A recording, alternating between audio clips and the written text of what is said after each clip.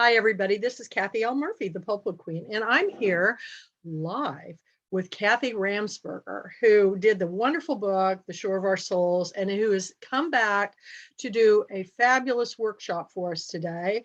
So I'm going to put Kathy on speaker view, and Mandy's going to spotlight her. And we're going to introduce you and let you turn the program over to you. Thank you for doing this for us. Thank you so much for inviting me, Kathy and Mandy. And Kathy Rogers, thanks for being here live. And welcome everybody, whether you're watching this live or whether you're watching it as a replay. I hope you enjoy it. I'm excited to talk about how you can step into your story. But first, you might be wondering what my story is. So let's step into it for a moment. First, I'm going to share my screen.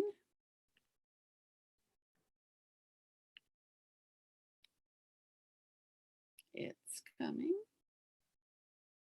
At least I think it is. There we go. There we go. All right. Perfect. So are you seeing? Right now it's just a white screen, but you have it up. So you just have to, I think, click on. Yeah, it's up. It's just a blank screen. Okay. All right. Okay, good. Okay. So I am a lifelong writer. I want you to step into my story a little bit before I step into yours. I'm excited to step into yours. I wrote my first story at 10 and I got a story published for the first time at 16. And after a bunch of internships, and they all involved writing in the media, I wrote my first novel at 21 and it won an award too. And then I wrote for my local newspaper. And pretty soon after that, I got a job as a researcher at National Geographic and then as a writer. I freelanced this whole time. I got a graduate degree about 6 or 7 years later, and I began my work with Red Cross, and I worked overseas, mainly in Africa and Europe. And we're an international family. My son was born in Switzerland, and my daughter is adopted and born in China. I'm married 37 years this month to Brian, and I love travel and animals of all kinds. And I've always done editing through this whole time. And so what I'm going to be talking about today is an evolution of my editing, line editing, then developmental editing, then book coaching. So with that kind of pedigree, you'd think I understood what it took to publish a book, right?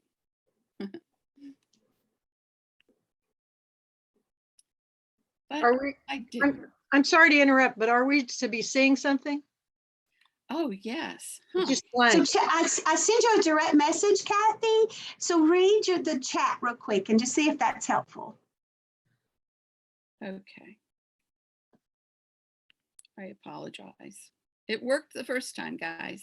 Yeah. So maybe shut the screen share and go back in and just see if. Yeah, let's try it again because there's there's nothing there. All righty. I hate to interrupt you, but. Oh, I'm so glad you did.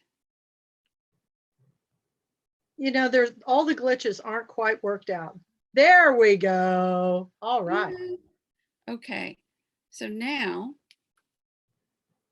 there are no little dots. Hold on. Well, as long as everybody's okay with this, voila, here we go. Yay. Now, Yay. Where we go. Okay. Okay. So you'd think that I knew the publishing world and I knew the short version of the publishing world, but I didn't understand the book world at all. And when I finally got ready to publish books, I learned that I wasn't taught about the book world in school or anywhere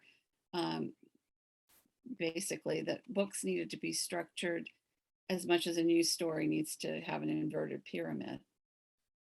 So that's what we're going to touch on today, because I've spent my whole life searching for this structure that suited me.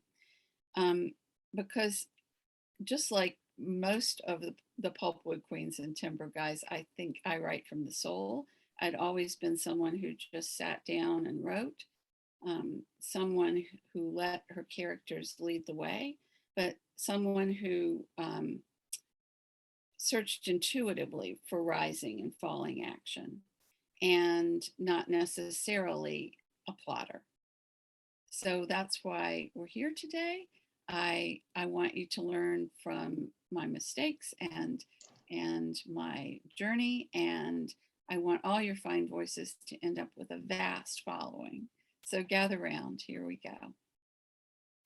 So if you've ever been stuck in a manuscript, or even sitting there going, how do I begin this scene or chapter? You'll enjoy having these little tips. If you're somebody that just flows and it all just works out right, then you'll still find some tips, but this might not be for you. So I always want to say, like I say to my clients and students, take what you can use and leave the rest. Do what works for you. But I do think you'll find some things from this that will work for you, even if you hate outlining. So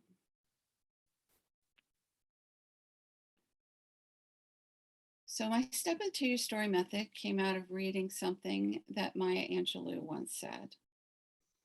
I've always loved history because it's helped me, for most of the time, to not make the same mistakes again, not always, or to make the same mistakes my ancestors did, to evolve, so to speak.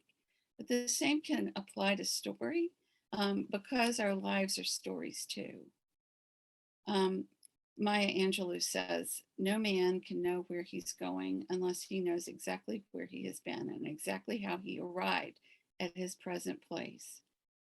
So I found that a while back, and it got me to thinking, how can I use this knowledge about life and history to inform me about where I'm going in my writing? Because story mirrors life. Life is a story. And I found that eventually that all the puzzle pieces in that story world finally fit when I focused on beginning, middle, end first. So most of my students struggle with making life into story at first. In other words, having their story reflect real life. And so many times we'll start at the beginning. That's usually what comes to an intuitive writer, is that sound or voice or whispering in our ear, choose me, or any kind of visual. There's only one problem with that. We know our character knows who she is, and we know what we're writing about, but the reader who hasn't read the back cover and the reviews and multiple pages doesn't have a clue. So it's really important first, before we go to the middle, obviously, to start at the beginning and ground the reader in the story. Most writers who don't plot, and that's most of us, just have an image or a voice pop in and ask to be written about, and we let them lead. But I found that often, if we ask them to move over for a few minutes, that they'll let us take over for 30 minutes. And as long as we say, you can come back and you can lead. Pulpwood Queen Eileen Sanchez and I have worked together, for example, on her wonderful coming of age immigration story. It's a work in progress right now. And she told me from the beginning that she did an outline. And I said, it's okay. You're still gonna get a lot from talking out the story. However, she did eventually write use the outline with just 3 chapters, just 3, not even the beginning, middle, and end. So yes, it can work anywhere in your book, but I find it simpler for me if it's beginning, middle, or end. So also at the beginning, we have to figure out where we are. And I have a grounding into your imagination audio meditation. If you're listening to this, please contact me or subscribe to my newsletter and you will get it. I'll send it along with a copy of these slides from my talk. If you don't want to use a meditation or an audio, which is something I use with clients, the best way is to enter into a room. And it can be the room of your character. It can be your character's favorite place. It can be someplace your protagonist has found him or herself at the beginning of your book. And then work into layers about where that place is. Again, grounding the reader into story. And to do this, I'm sure you're familiar with this, we need to use all of our senses. And that's not just the obvious ones. We have to use our 6th sense too. We have to touch and feel things. We have to smell things. However, getting from that beginning onwards can pose more challenges. If we're going to get stuck in our story, it's in the middle. And the middle is where readers who bought the book lay it down, and we don't want that. We want them to keep reading and all through the night and not put the book down till they're done.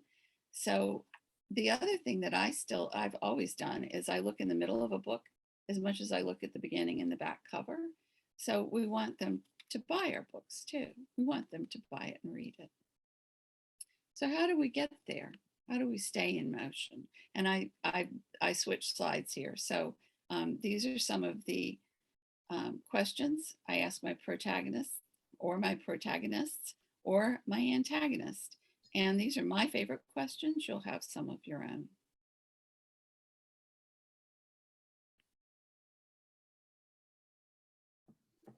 And then we get to outlining. You may have used any of these outlining tools, which are another way of getting to the middle. Maybe you found them helpful. Maybe you found them lacking. I'd love to hear from you, maybe even when we break, about whether they worked for you or didn't. These are my favorite ones. There are many more. I've worked with Lisa Crone, not worked with her, taken classes with her for Story Genius workshops, and Jenny Nash. I've taken all kinds of certification classes with her for Blueprint for a Book. That's many, many, many classes, but I focus on the middle, and that comes from my favorite number 4, which I haven't really known about for very long. I was doing it intuitively, which is James Scott Bell's Middle Mirror Moment. He has a book by, I think, Write Your Book from the Middle. And he even says, start from the middle. But I don't profess to do that. I think you have to start where you want to start. But I hardly ever go past the 2nd chapter when I'm writing now without going to the middle. Did you have a question, Kathy? Mm-mm. Okay. So a little story, and you may enjoy this slide. So this is something my friend and children's author, Tammy Lewis Brown, and I worked on when I was stuck in my muddy middle. We were together in a critique writing group many years ago, and she was writing about a cat and a boy and Edgar Allan Poe, and I was writing The Shores of Our Souls and 1,000 Flying Things. And I couldn't get past what wasn't working in the middle. I knew it wasn't working. Can't tell you how I knew it wasn't working. And here's what we came up with. Don't try to read it, it's scribble. But she created the arc. And then what I want you to focus on is this middle scene right here, which says recommitment. That recommitment scene with the red is what I was having trouble with. And that's the internal climax, the reflective moment. So I'm going to read just that part. Kasim says marriage over, contract broken with ex-wife, but he doesn't commit himself to Diana unconditionally. We're going to touch on that toward the end of this talk. But I also had a recommitment scene down at the bottom for Diana. And when I got these recommitment or reflective or mirror moment scenes, everything fell into place. You saw that globe at the beginning, all the puzzle pieces fit. And when I read James Scott Bell's Mirror Moment book, I understood why. So here's why. Imagine your character is walking on the yellow brick road, and then he comes across a bridge. He has to cross this bridge to get to the other side, and it's right there, smack dab in the middle of the yellow brick road. So most writers outline like the London Bridge. This is a picture of the London Bridge. It's built on pilings or caissons, and each piling or caisson supports that part of the bridge so the person can continue to the next part of the bridge. The traditional story goes from piling to piling, like from so to so to so to so. There are also writers that have a reflective moment where they're looking at the beginning and writing toward the end. And that end reflects the beginning, and the beginning reflects back on the end. And that is like the Tower Bridge, which London eventually built to let the tall ships through. And there's a drawbridge there, and just two towers that reflect back on each other. But in stories, we can make another tower. Most rivers don't need another tower, but stories, in my opinion, do. So what if that drawbridge became a tower? What if that tower was the middle moment, the mirror moment scene in which the protagonist needs to examine or re-examine herself, her life, her destiny, and her perspectives? That major internal moment would drive the story forward from the middle to the ending. And being conscious about it made all the puzzle pieces fall into place. They made the writing to the middle, from the beginning to the middle, and then the middle to the end more accessible. And so it made the creative inspiration to me more accessible. So here is a diagram of a 3-tower bridge. And James Scott Bell defines this moment as the mirror moment, as I've said. Sometimes characters actually look in the mirror, which we'll see in the examples in a Disney example, but I'm not professing an author be that obvious. We have to remember that Disney is writing for children, and not anymore, but at the beginning. And Bell also calls it a point at which the character looks within and has to change his or her perspective and or has to take stock of a situation. And because of this mirror moment, the character asks, who am I? Where am I going? How do I get here? Do I have to change my route? Or maybe like GPS recalculating, they have to go another way, or they keep going with more determination. So this moment probably shouldn't be as dramatic as a climax. Jimmy Stewart, when he's running through the cornfields in North by Northwest, isn't thinking, what am I going to do with the rest of my life? He's just trying to live. Harrison Ford, when he's hanging off that rope bridge in Temple of Doom, isn't thinking, I wonder what my life is going to be like.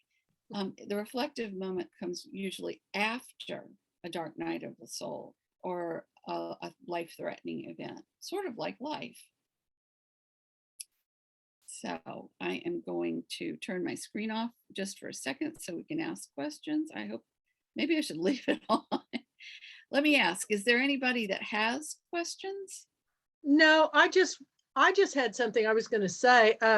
When I wrote my book, I didn't start with the beginning of my story. I started with, my agent had told me to write down 15 aha moments in my life. And one of the biggest things that ever happened to me was I lost one of my greatest friends. And the first time I did her hair was when she came in to me. She'd read about me in the Shreveport Times, and she came in to me because she had gotten her hair back from chemo. And then the very first paragraph, it was the first time I did her hair was when she came into my shop. The last time I did her hair was when she, at the funeral home when she died. And my editor took that story that was the beginning of my book, and she made it the arc in the middle.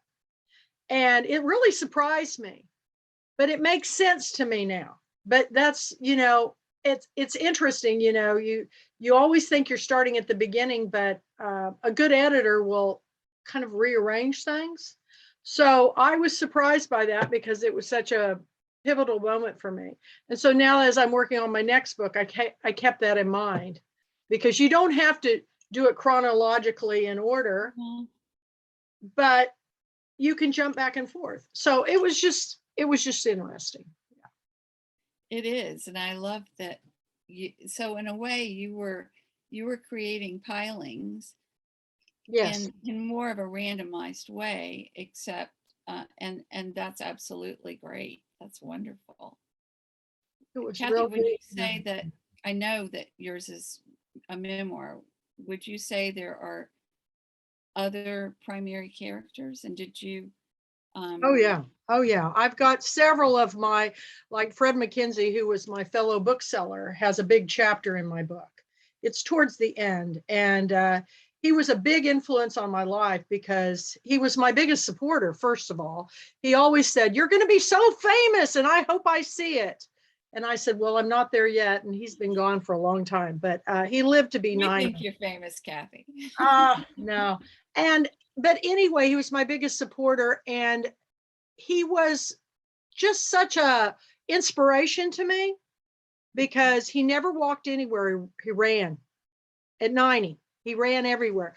And I have a story in my book where he ran out the door to go to lunch and hopped on his bike, and he just went up the road going 90 miles an hour on this bike. And the head of the garden club, the president of the garden club, was coming out from their meeting of the Excelsior across the street. And she saw Fred and she goes, "Hey, Kathy." And she's walking over to me and she goes, "Oh my gosh." She goes, "Fred rides that bicycle so fast." And I said, "Well, Mary, you do know that he has, when he hits those pedals, it has a motor that kicks on." She goes, and this was in front of tourists and all the garden club ladies. She just went, "No shit." And everybody on the street just busted out because here she is, pumps and pearls, and but she never knew that he had a, and it was just the funniest thing because we all just laughed and laughed, and we were complete strangers. There were people walking on the street, but it was one of those moments where I fought to keep that in the book because people didn't want me to use that word. And I said, "But that's what she said." And I got her permission. So, but Well, good for you. well, Good for you. I didn't win all of them, but I won that one. But yeah, there's a lot of characters in my book and a lot of people who inspired me. And, that's what life is about. We have our ups and downs, and that's the way a book is. You have your ups and then you have your downs. But if you wait for it, that's the big message in my next book, The Pulpwood Queen Goes Back to School. Everything works out okay, Yeah. but people a lot of times get so caught up in the tragedy, they forget to wait for it. Mhm. But, Mandy and I have to remind ourselves all the time, wait for it. Right, Mandy? Well, and and the climb up the mountain can be beautiful too. Not Yes. all of it, not the trauma and the drama, but the climb up the mountain. So I think that there can be a mirror moment for each character, depending on how complex you want the book to be. So I think that's what you've done in your book. So Kathy Rogers, did you have something? I thought you were raising your hand. She's on mute. Oh, I'm probably nodding and thinking Okay. about my book that's 63,000 words in, and I've written notes like, as soon as we get off, look in the middle and see what I have. That you'll be amazed, and I can't wait to get to these examples because it's not the exact page in many. I've got 3 Pulpwood examples I'm going to go with today, as well as some classics. But it's amazing if you pick up that middle, how people do it. And really great writers just do it intuitively, but this makes it a conscious process. So let's keep going. So I think most of us have seen this movie. I'm going to have to put on my glasses for this one because I'm going to have to read.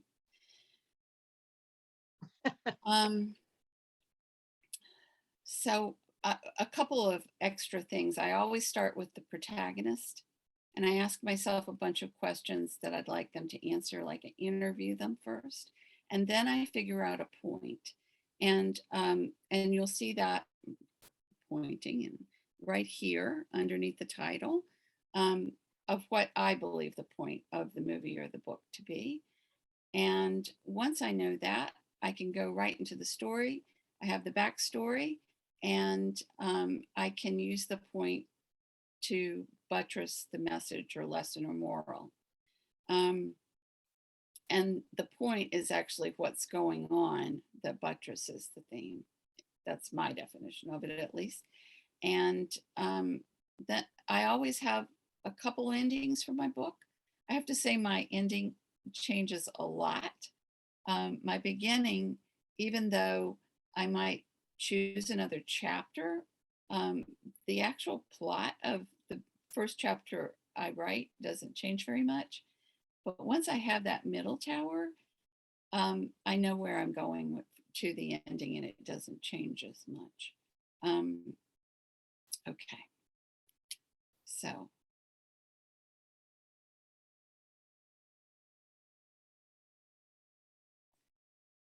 Casablanca, if you go to YouTube and you watch this movie after we finish and watch what Rick and Elsa are wearing and how their movements echo each other. And I'm sure Kathy and Ruthie, the film buffs, have studied this film because it's just so amazing this way. Look at the lighting, look at the walls, look at the shadows. So right around minute 45, Elsa comes to explain why she didn't show at the train station and basically ruined Rick's life. And she says, I understand how you feel because he said something nasty and he's been drinking heavily and he's a bitter man, and he echoes her with sarcasm, you understand how I feel. And they talk a little more. She tries again, she goes in again, and then a third time. And she says, can I tell you a story, Rick? Does it have a wild finish? I don't know the end yet. Go on. So then she tells him about a man she met when she was young, before they met, but he cuts her off. Yeah, that's very pretty. I heard a story once. In fact, I've heard a lot of stories in my time. They went along with the sound of the tinny piano downstairs. Mister, I met a man once when I was a kid. It always begins. I guess neither one of our stories is very funny. Tell me, who was it you left me for? Was it Laszlo, or were there others in between? Or aren't you the kind to tell? And she leaves. And he's been like, oh, tough guy. And he folds right after she leaves. His head goes in his hands. He knows it's over, and he's done it. And in the background there, the bars dance on the bar walls. He's lost her, but more importantly, he's lost himself. He doesn't know who he is anymore. And he'll spend the rest of the movie trying to redeem himself. So that's a movie example. Whoops. That didn't work. Come on.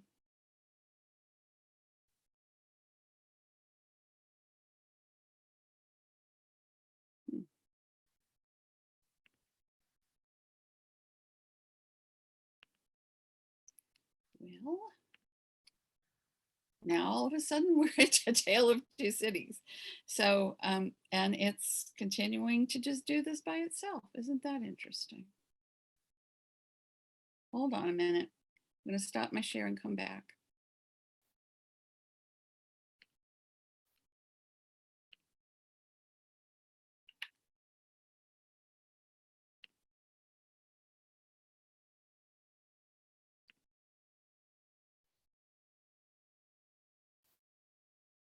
I'm not a big fan of PowerPoints just because of this. I had to do so Yeah, many in well, college. maybe I should just read it myself. All righty. Let's try it again. Are you seeing that now? No. All right, we're just going to go with it then. So the next one is The Little Mermaid. And I'm going to stop the share. Okay. And we'll just get right out of here. And there I am. Okay, so the middle moment scene takes place, and it's very obvious when Ariel and her father argue about her going to the surface. He's told her not to. In a rage, she breaks all the treasures she's collected in her undersea room. And she's been such a great daughter up until this point, and still is, frankly. He's not being a very good father. So she decides she loses hope, basically. So she decides to visit the sea witch. And the sea witch is ready to con her into losing something, her voice, to gain something, to be a human, to walk on land. And it's anybody's guess whether that's a good trade on the face of it, but it's not a good trade the way the sea witch has gotten it done. So at the exact middle, they're looking in the mirror, and the sea witch is putting on her lipstick, covering herself up, and Ariel is on her left side looking over her shoulder, gazing at the sea witch and gazing at herself over her shoulder. And here's what the sea witch says.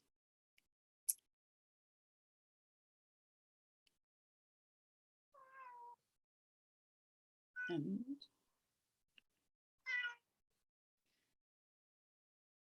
she says, well, hold on a sec.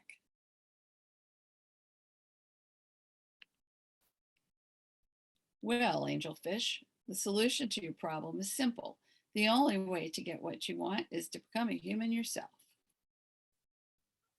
So Ariel gets what she wants, but at what cost? If this was a tragedy like Macbeth, which we're going to discuss next, she'd maybe never find her voice again. That would be one direction you could take the film. But because this is a Disney movie and a happily ever after, Ariel will spend the rest of the film attempting to be a fish out of water and trying to get her voice back, because she can't get the prince unless she has her voice. So lucky for us, it's a Disney movie and Ariel ends up happy. So that was a happily ever after. Now let's look at a Shakespearean tragedy. So the middle of that play is when Macbeth has had Banquo killed.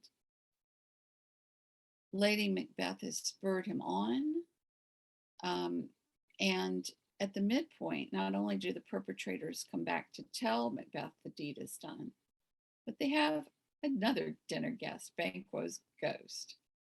And the rest of the play will be whether the darkness that descends on Macbeth's soul, the guilt that eats at him, will kill him and Lady Macbeth too. And we all know that that's exactly what happens. That's the moment, that moment where Lady Macbeth says, "This is the very painting of your fear." That's the moment that Macbeth turns from the hunter to the hunted, and his guilt eats his soul. And his ladies eventually, because it's all very physically manifested in Macbeth, the washing of the hands. And this is the very painting of your fear. So let's go to an old favorite, To Kill a Mockingbird. I'm not going to spend a lot of explanation on this one. I think the point of the middle scene is the end of innocence, which makes Scout a little bit like the Emperor Has No Clothes. And that middle scene is when her father goes into town and she follows him. And here's what Harper Lee wrote. There was a smell of whiskey and pigpen all around. And when I glanced around, I discovered that these men were strangers. They were not the people I saw last night. Hot embarrassment shot through me. I had leaped triumphantly into a ring of people I had never seen before. So, see that reflection? The people of the town weren't what Scout thought they were. And in that moment, her scene can't be undone. And it drives the rest of the movie forward. And you may be asking about memoir. So in Eat, Pray, Love, Elizabeth Gilbert, it's the pray part of the book, the middle part of the book. Elizabeth Gilbert's been fighting the silence of meditation, fighting her own spirit, so to speak. And this is what happens in the middle of Eat, Pray, Love. That morning, I overslept. I woke up only minutes before the Guru Gita, Kathy could probably tell me how to pronounce that better, was to begin.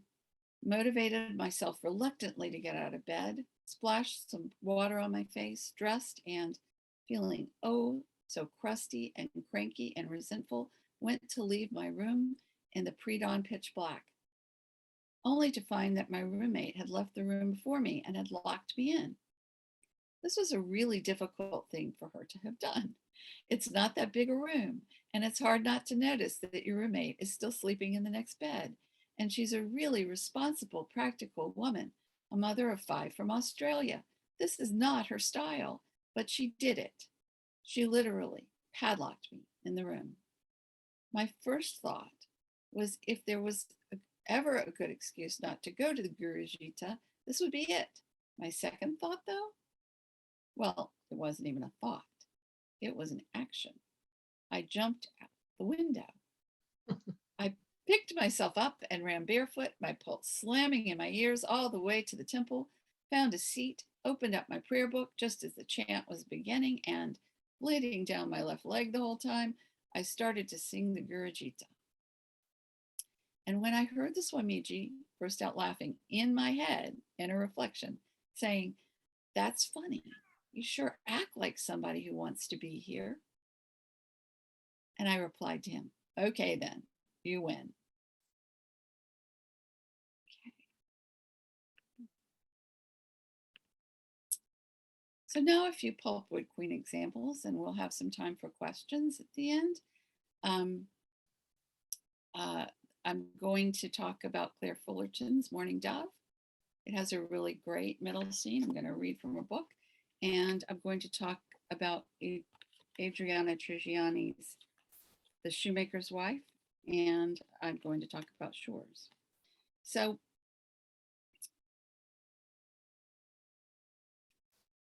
Claire's back cover, Morning Dove, reads, "The heart has a home when it has an ally." And nuance, tradition, and Southern eccentrics flavor Millie and Finley's world as they find their way to belonging. So I think this is about home, it's about identity, and it's about belonging. So, and all the while that they're searching for this, they're bouncing off the reflection of their Southern mother. It's on page 114. and I'll read. At 16, I was beginning to wrestle with the gnawing impression of what I interpreted as my mother's superficial world, and it left me conflicted, for I had yet to arrive at the stable ground of my own identity. It seemed to me my mother cheated herself of half her potential by being overly concerned with appearances, which I judged as a shallow existence. I planned on living a bigger life, and I didn't realize I was in the early stages of my own self-absorbed self-discovery, which found me challenging anyone who tried to paint me into a corner. I had a low-grade guilt concerning my mother, which festered like disloyalty, and before I understood it as a predictable adolescent phase, I became disproportionately defensive over my mother's directives. And Finley, so she's reflecting over her mother, and then Finley, her brother, comes in and says this. Let me put it this way. It's not just about mom, it's about popular opinion, Finley said. Haven't you noticed the name of the game around here is what everybody thinks? You're only as good as how others consider you. For God's sake, Millie, don't bang heads with mom on this one. Just put a dress on and go. So it's a wonderful scene of an adolescent struggling with identity issues, wanting to belong and wanting to break free, wanting to be who she is. And that drives the rest of the book forward. Okay.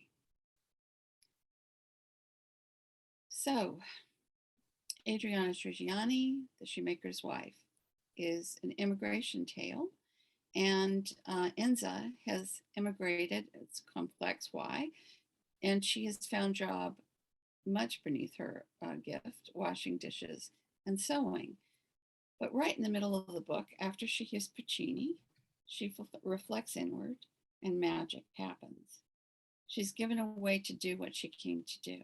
She puts her head into the dumbwaiter with some plates, and Puccini's crystal clear notes sailed down, she says. This is my Italy, she thought, the power and beauty of the antiquities, the detailed frescoes, the imposing statuaries carved in milk white granite, Don Martinelli's hammered gold chalice, the glorious tones of the music. This was the Italy that fed her soul. Her hope was restored, and broken hearts were mended in the hands of great artists. For the first time since she had come to America, Enza felt at home. In that moment, reflection in her, she suddenly realized how to marry American ambition to Italian artistry. Both had nurtured her and helped her grow. That night, Puccini's music stoked the fire of her ambition, and she felt her determination rise anew. So her destiny follows after that moment. And then finalizing with Shores, page 117, 118, chapter 20. And in my book, the chapter titles mirror the love story in the text. The titles are all about war. And this one's called Little Soldier. And that's a mirror irony, so to speak. So this scene, it's Kassim's. It takes place in New York at the UN, but it's all about how he came to be who he is in Beirut. And this one's about shame. So his mentor Jamal has just found out about his relationship with Diana, and it's being gossiped about. And he shakes his finger at Kassim and says, think of yourself, your future, your country. So at first, Kassim rebels. And then after he leaves, he looks at both sides of a proverbial mirror. At first, he thinks about how Diana has changed him, how she's given him hope. And he puts that on one side. And then he reflects on the need to keep up appearances in order to keep up his work for peace. And that is what needs to be focused on, he thinks. Not the way she touches me, not the way I feel. Then an image pops into his head unbidden of a young Arab woman stepping out of her car, and all eyes turned on her in disdain. She wasn't wearing the right clothes, the right makeup. Her hair wasn't right at all, and she was all alone. I felt ashamed for her. So he's just projected his own shame onto this young woman. And now he's going to take it one step further and project it onto Diana. What if that had been Diana? All those things that made me desire her and yet made her unattainable. So he's just answered his darker side, and it's going to continue to escalate through this novel. The second sequel is 10 years later, and we hope they've grown a bit by then, both of them. But that escalates from middle to end. So that's kind of it, because I can't share all of my resources because of screen share. I'm gonna bring it back to questions, but I also want to say, follow your intuition, use this only as a tool when you get stuck. And if you have any questions or you want more information, you can find me at Ground One. I think Mandy's put it in the chat, and I thank her very much. groundonecoaching.com. And feel free to explore and contact me through there. Questions, comments, concerns? All right. Those are all great things to think about, and we're all working on books. So this is the perfect timing for hearing all these wonderful things that you've researched. And I love your choices of books. We're watching To Kill a Mockingbird tonight on our book and film club. That was what we're discussing. I put it in there. Yeah. Ah, So watch for that moment. I mean, we all know it. We all know To Kill a Mockingbird. You know, I always read that book every year, but I realized I hadn't read it during COVID.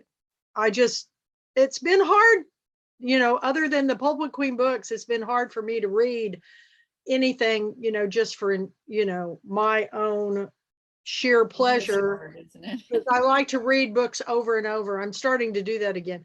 But I picked it up and flipped it open just to see what it fell to. And it talks about how Atticus was getting feeble. And I'm paraphrasing here, it says he was just about to turn 50. I laughed so hard because I thought, oh my gosh, I had completely forgotten, you know, how old he was. Because when I was a kid, he was ancient, you know, and now I'm, you know, over 15 years older than the character.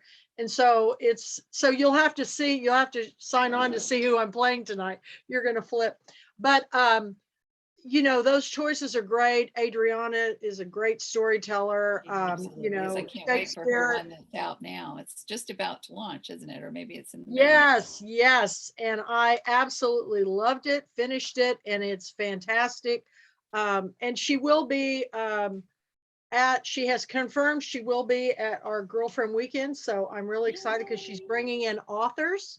So Mandy and I are really excited about that. But the wonderful thing about authors like you, Kathy, that are mentoring to newbies and seasoned professionals is that we're all sharing our stories to help us each get better and better.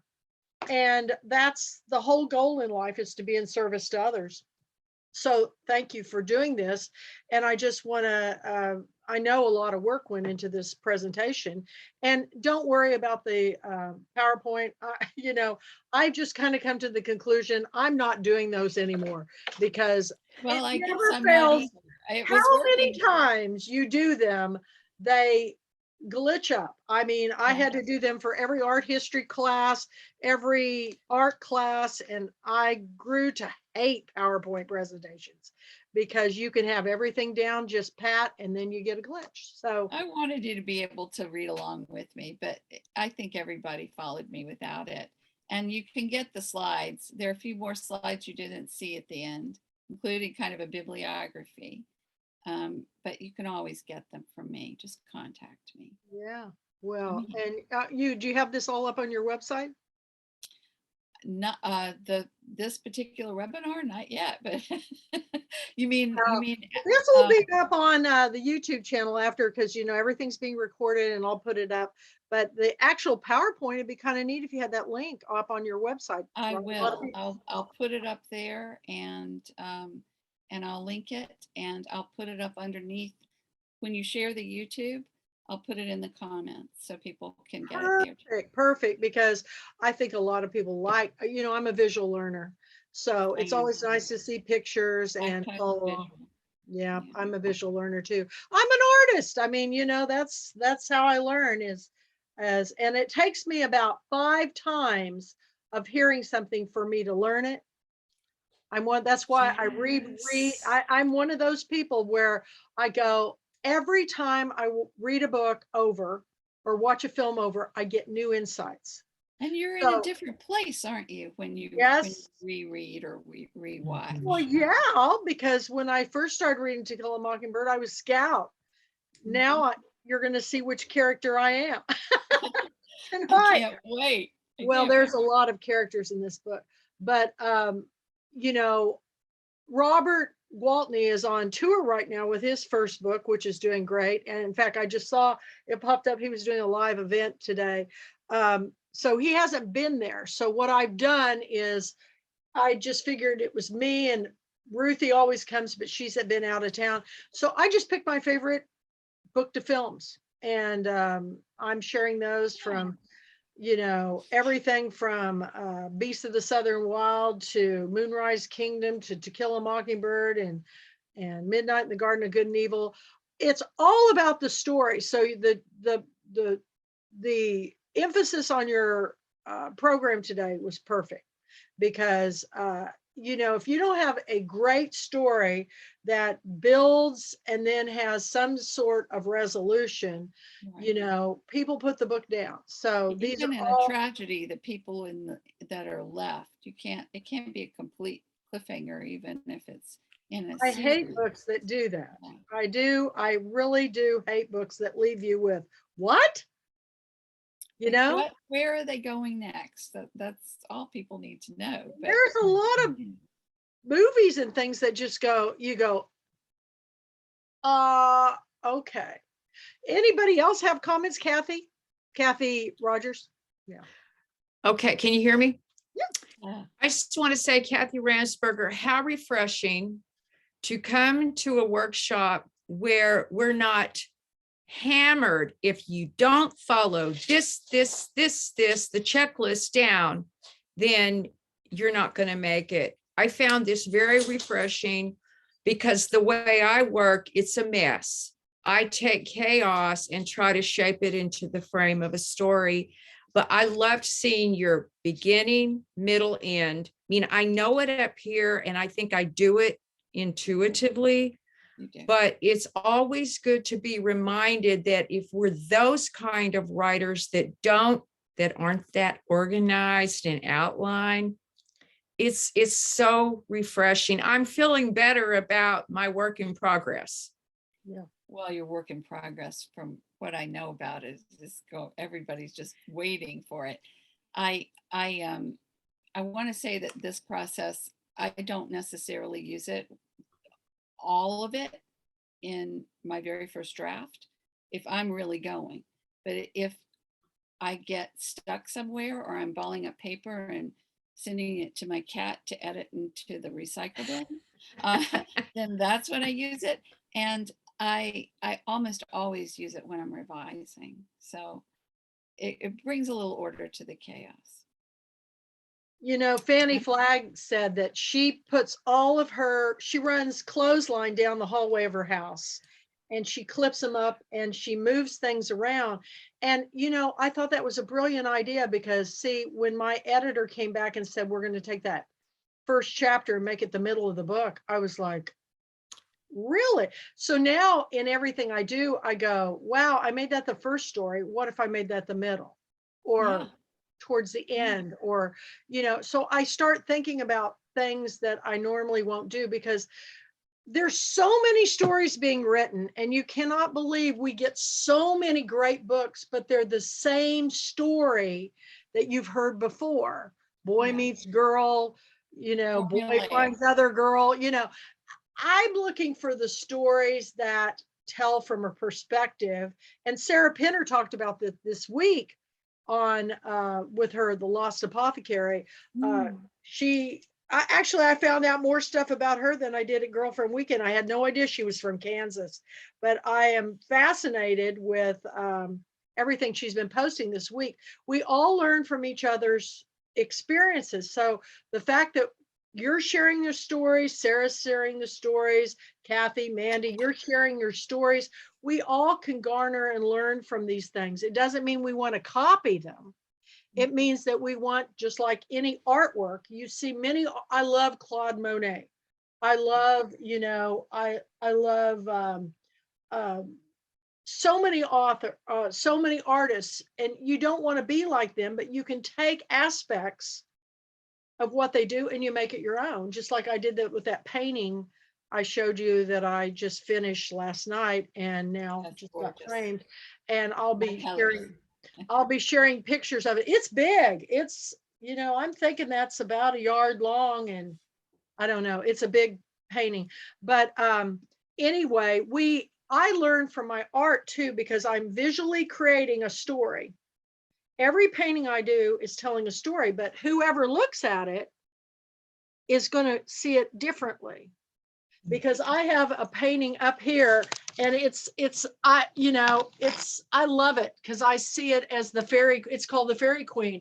But I had somebody say, well, I look at it and I see an eye. I go, oh my gosh, I see it now too. And everybody brings their own experiences and education and everything into. So if they see that, that's cool too. I mean, and Yeah, that's it what is. happens when And you write a book. Yeah. often your intention is not totally what people end up with, and that's fine too.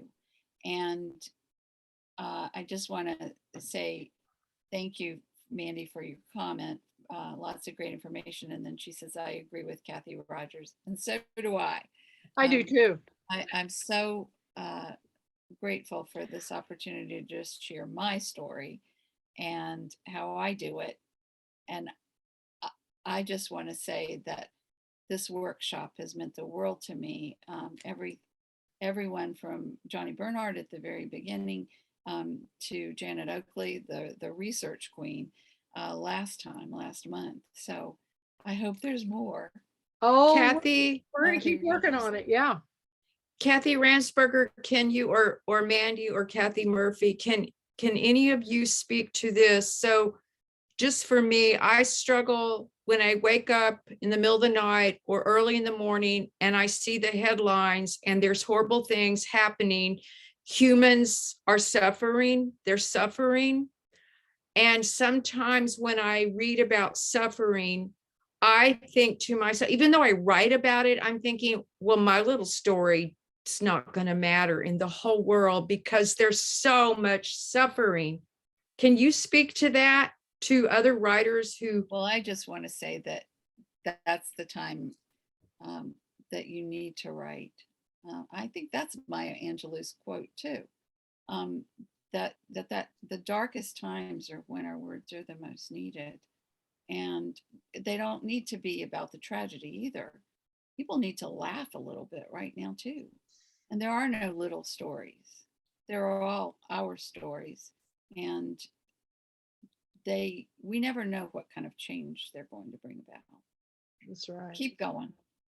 And the way Kathleen Rogers, the way I deal with that, because it's awful, is what I try to find, like a book, those smaller characters that are doing good with all this bad stuff that's going on, and just focus on that. And it does kind of pop up in my writing, even if I'm not writing anything about that. It's those characters are the ones that I'm always looking for, and that helps when there's all this bad stuff going on. Thank you. Mandy's always sharing the stories of when she was working at Vanderbilt and of her patients. Oh, When I love read those. those stories, I go, that's what I cling to. And I had a weird instance of something that happened the other day. We don't think our little stories make a difference, but I tell you they do, Kathy Rogers, because I was driving through the pizza place picking up my daughter. She was hungry, getting her a veggie pizza. And as I was getting ready to drive off, a little girl runs up to my car and she goes, Miss Kathy, Miss Kathy. And it was one of my former youth group kids. Now, Oh, she says, oh my gosh, I knew that was you. I saw your car. And she went on to tell me how much she missed me and how the kids were always talking about all the things that we did. And, when I was in it at the moment, I was overwhelmed with all these kids' problems. I mean, they had, one family had 7 parents, through divorces, and it was just really hard because I don't have any psychiatric background, and dealing with all these kids that were having so many issues today. You often wonder if you make a difference, but she said, we remember everything that you did for us. And my daughter's looking at me and we're looking at her. She goes, we just love you. And, it was just a fleeting moment. And I said, I love you too. But these things, Kathy, remember that you're touching somebody and you may never hear from them. But one of these days, somebody's going to walk up to you and say, your book changed my life. So, and the story about the Ukraine, every day, I got caught up in the Capitol Fox story because I'm an animal lover. And I don't know if you heard about the fox that was running around the White right House. down the road. And it started biting everybody. I knew it was rabid. I knew And it was rabid. So those poor people all had to have rabies shots and they had to kill the Poor fox. fox. And it reminded me of a painting I'd done that Claire Fullerton had bought. So I had to share it. And I thought, and it was called One Badass Fox Means Business. And I just thought, everything has a story and a connection. And, by you coming on board as one of our authors, Kathryn Ramsperger, creates another ripple in the pond. And you, Kathy Rogers, and of course, Mandy Haynes with her wonderful, everything that she's doing, connecting us through all the stories, and the new book that she's going to be, taking submissions for our next work in progress. But we are all connected through story, and we're the only animal that does that. I mean, as far as we know, cats and dogs and the critters of the world are more intuitive and, have an innate sense of survival, but do they share stories? Well, humans do. And that's what makes us human. And the more we share our stories, the more kindness, the more empathy, the more understanding. I loved Eat, Pray, Love. That was a Pulpwood Queen book club. In fact, all the books other than Shakespeare, I don't think I've ever picked Shakespeare, but all the books that you've mentioned are Pulpwood Queen book club selections. And a lot of people hated that Eat, Pray, Love.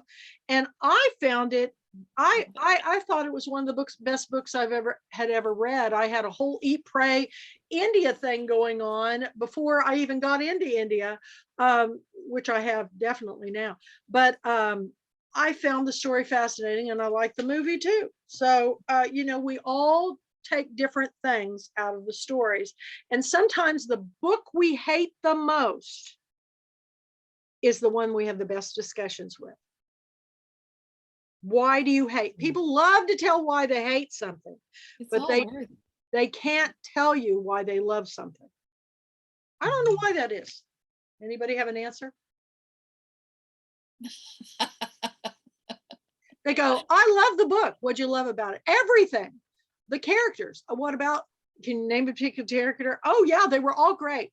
But if they hate a book, oh my gosh, I can't believe that girl married a guy from, that was a Farsi soldier. And, you're just going, well, why did that bother you so much? And it was really funny because when I picked the Cabell Beauty School by Debbie Rodriguez, she's a hairdresser from America who went over there and started this beauty school. Right. To empower all these women. And everybody had problems with that book until she came. And that's why I like to have the author come into the story, because then they explain why they did the things they did or wrote about the things they did. And that ended up being voted the book of the year. And they hated that book. Everybody hated it. And then they all voted for it, because that's why it's important to bring the author, like you, Kathy, into explaining, because, and then sometimes the author will say, I don't know why I wrote that. They go, you didn't mean this. And they go, no, I just wrote it, you know, and so you always get big surprises. So thank you for this wonderful workshop. And we hope everybody comments and subscribes to the Kathy L. Murphy channel. And the other good news we're sharing is that Mandy, are you still there? Are you on mute? I'm gonna wait and see if she's still. I'm here, but I'm on mute and off video because my dogs are all trying to get in my lap. Well, tell them the big news about Reading Nation magazine, because we're really excited about this. Yay. Oh, well, let me look and see what the numbers are right now. If they've changed from, because they are like every day. Our magazine is going viral. It is amazing. And Mandy's got a special I'm going to have her tell you about right now with our magazine that everybody should take advantage of, because they'd be crazy not to. We want more and more people to subscribe and contribute and advertise, because it is getting big. Did you find it, Mandy? 92,611 views. We're almost at 100,000, you all. And tell about your special before we go. So right now, the regular pages are $25 for a full page ad in the magazine. So I advertise in a lot of different places, and I've never seen any place that I can advertise less, newspaper, magazine, whatever, online, for less than $250. well, So, and you know, and this includes live links in the magazine and all the graphics that are shared all over. I started a thing where I started posting the Facebook pages that are just so nice to let me promote the books in the magazine. So I gave them you know, a little special place in the magazine, because with them combined, just those places, that's 12,000 followers combined. An issue site has over like 40 million visits a month to their site. So we're doing it. and you're doing a Pinterest campaign too. Oh, I have, you know, I have Reading Nation magazine is on Twitter, Instagram, Pinterest, Facebook, the website, the article stories on issue. Like, I'm spreading it, y'all, everywhere I can. I'm trying to get us seen. Well, we're really excited. Mandy and I have been working on a lot of things. We've got some big announcements that'll be coming up. I just had an email from an author wanting to know what the program was for Girlfriend Weekend 2023. Well, you know, the program doesn't get shared really until we're ready to go. But we are going to be putting some teasers out and a big announcement pretty soon about our up and coming event. We're working on that really hard right now, so people will know what to expect. So all I can say, listen, if everything works out, it is going to be so worth the wait, waiting 2 years for an in-person event. you guys, it's going to be awesome. Now, we're never going to lose the Zoom aspect of because we're bringing in international authors and people who cannot travel. They're in different time zones and everything. So Zoom will be, you know, we're working on a hybrid, and we're pretty excited about it. And the other thing I want to share is this month is National Poetry Month. We just kicked off this Friday with live readings with Jade and Winona from the I Thought Ladies Girls. Next week is Suzanne Kamada is going to be sharing her poetry on Friday. And the week after that is Rita Quillen, and then Mandy Haynes. So we've got 4 authors that are poets that are going to be sharing their poetry, and it's going to be on Fridays. It may be at different times because Suzanne was going to join me yesterday for the one with the girls, but she said, I just couldn't stay up till 4 in the morning from Japan. I said, oh my God, I don't expect you to, Suzanne. That's why we have the YouTube channel. So get everybody to subscribe, get everybody, you know, and put your links on the YouTube channel, because subscribe and then put your links so we can send them back to your sites too, because this is a joint effort to just get everybody on the same page at Reading and Support. So thank you for coming this Saturday. I'm back to working on this frame and painting. And tonight it's To Kill a Mockingbird. I have the best costume. I'm so excited. Ruthie Landis is going to be back. She's going to be joining me from Chicago. And hopefully Robert, I don't know, he had some events today because of his book tour. But I'm really excited about you guys' new books. Get them to us as soon as you can, because Mandy and I are back reading. And we've got to get this, you know, program going for next year. But I if you're not signed up for Girlfriend Weekend this coming year, you're crazy, because it's going to be, I can't believe every year we make it better and better, but this year pretty outstanding. I will tell you that Adriana has confirmed for sure as a keynote, and she's bringing some big time authors. And Casey Cowers, who is my longtime friend, who had the Casey Cowers show. He interviews and he does the oral histories on really famous authors like Horton Foote, Michael Conley, David Balducci. He's going to be coming on board to help us run the event too, because it's a lot of work. And it's only 3 days this year, but these 3 days are going to be jam-packed. So everybody sign up. Oh, you're going to want to take a day before and a day after for the, and y'all just wait. You just It's going to be so cool. We're so excited. So anyway, I'm talking to a lot of people, and Mandy, I got another great idea I can't wait to tell you about. So anyway, you guys, thank you, Kathy. Thank you so much. And if Kathy Rogers, you have not done a writer's workshop yet. We need to get your input, because everybody has ideas for process. And even if you think it's chaos, honey, I work the same way. I've been working on this book off and on. I'm back kind of working on it. I'm really it's more important to me that I get my authors' books out there. My story is continuing and it'll always be there. So I'll get this book out eventually, right, Mandy? Mandy's going to publish it for me. So yes.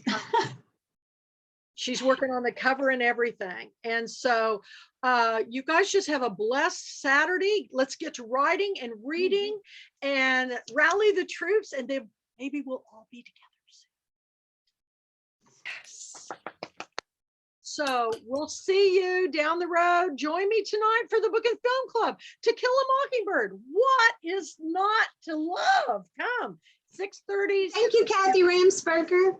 Thank you. Thank you, Mandy. Thank you, Kathy Murphy. Thanks, Kathy Rogers, for coming.